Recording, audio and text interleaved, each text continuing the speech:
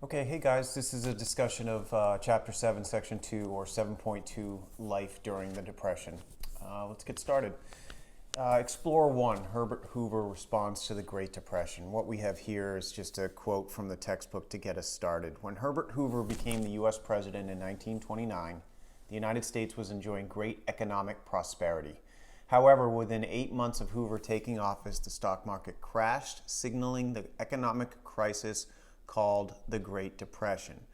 Number one, a hands-off approach. What was President Hoover's economic policy, and what does that mean? Hoover's economic policy, we've heard this French phrase before, was laissez-faire. I think literally it means hands-off, but if we're talking what it means in a figurative manner when we're talking about a politician's preferred government policy, it means the government does not get involved. In business, in society, it has a hands-off approach. It lets things take their natural course without impacting the course of events by the government. Okay.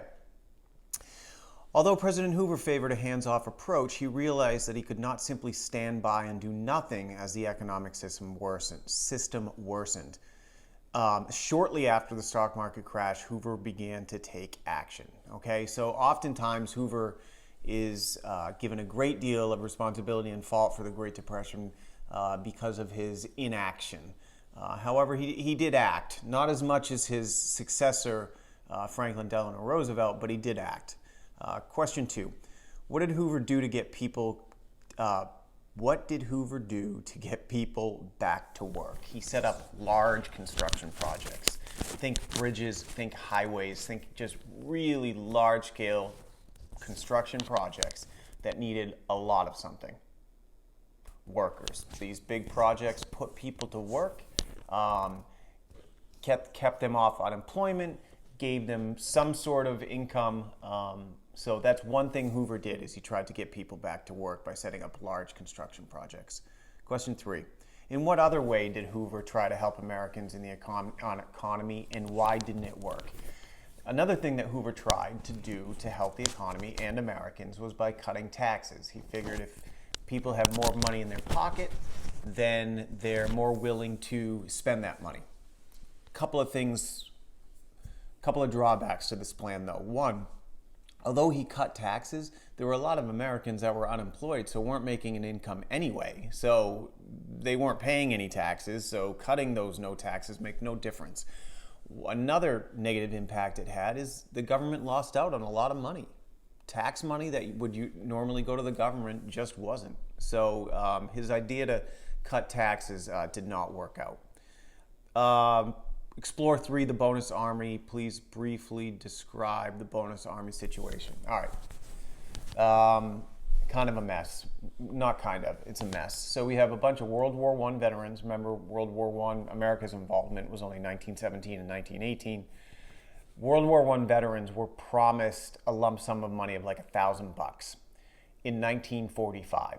But because of the economic hardships, many of those World War I veterans demanded the money early. They were to get it in 1945. I think they were asking for it in like 1933. Don't quote me on that one. All right, so they were asking for the money early. Hoover didn't support that. So he was not supporting war veterans asking for money they were promised just a bit early. Okay, this comes back in the next question. So a bunch of, they're called Bonus Army veterans, marched on Washington, D.C. to protest. And after remember, laws are legislative branch, not the president, not executive. So after the law was shot down by the Senate, thousands of veterans refused to leave D.C., and this is where it gets really nasty. The Army was ordered to move in and force the veterans out. And in that melee, there are some pretty cool pictures online you can find. One veteran lost his life, and many were injured.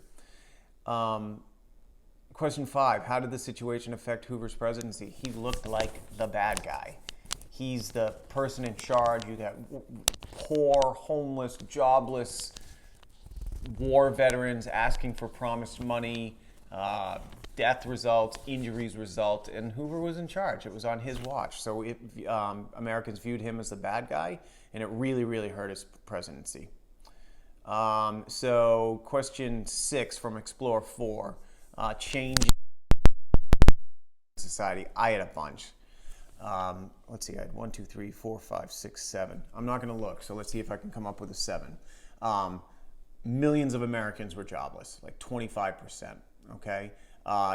Banks failed, depositors lost their money, gross domestic product fell, homelessness, malnutrition leading to death and disease, depression, mental illness. I don't know if I covered them all, but there's a lot there. Explore 5, the Dust Bowl.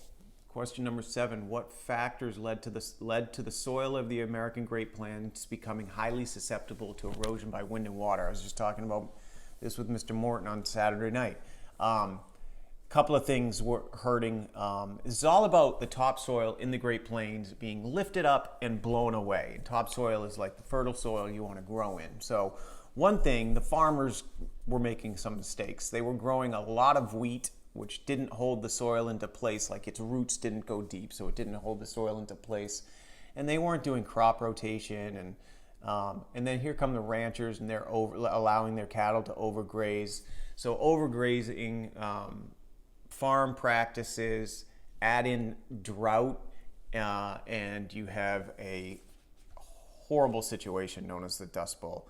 By the early 1930s, strong winds on the prairies began to sweep away the topsoil. This loss of topsoil made farmland infertile and created immense dust storms that could be seen in New York City. What impacts did the dust storms have? It destroyed farmland, ruined equipment, made people sick, caused death, caused destruction, caused farmers to lose their farms and leave the area. The Dust Bowl was hardest hit during this time period, and that area included parts of Oklahoma, Texas, Kansas, Colorado, New Mexico.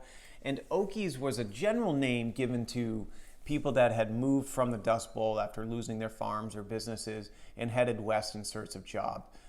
They became Okies because there were a lot of these people, migrant workers from Oklahoma. Remember, lost their job, lost their livelihood, lost their business, had to move. There was farming out west in California.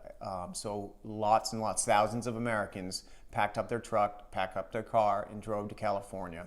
Generally, they became known as Okies, even though they were from Texas and Arkansas and Kansas.